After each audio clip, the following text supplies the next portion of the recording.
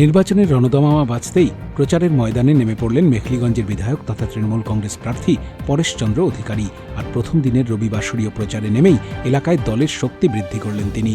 তৃণমূলের দাবি, রবিবার চ্যাংরাবান্ধা গ্রাম পঞ্চায়েতের ৭২ নম্বর বুথ এলাকায় আয়োজিত এক সভায় বিজেপি সমর্থক ১৯টি পরিবার ঘাসফুল শিবিরে যোগদান করে। এদিন দলীয় সভায় পরেশচন্দ্র অধিকারীর হাত থেকে তৃণমূলের পতাকা তুলে নেন নবাগতরা।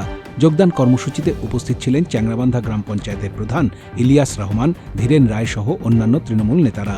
পরেশচন্দ্র অধিকারী জানান, এই যোগদান নিশ্চিতভাবেই তাদের লড়াইয়ের শক্তি বৃদ্ধি করবে।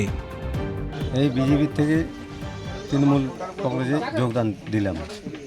কতটি পরিবার? 19টি। আপনাকে কেউ দলের চাপ দিছে? না, স্বেচ্ছায় যোগদান করলেন? নিজের ইচ্ছায়। সোনাক্ষী, মশলা কোথায়?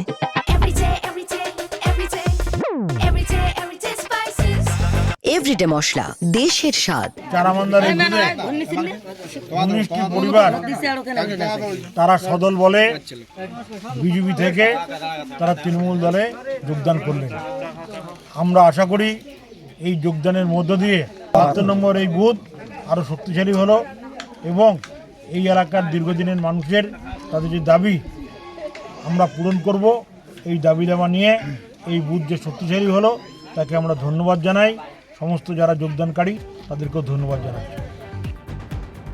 চ্যাংরাবান্ধা থেকে শতাব্দী সাহার রিপোর্ট, উত্তরবঙ্গ সংবাদ।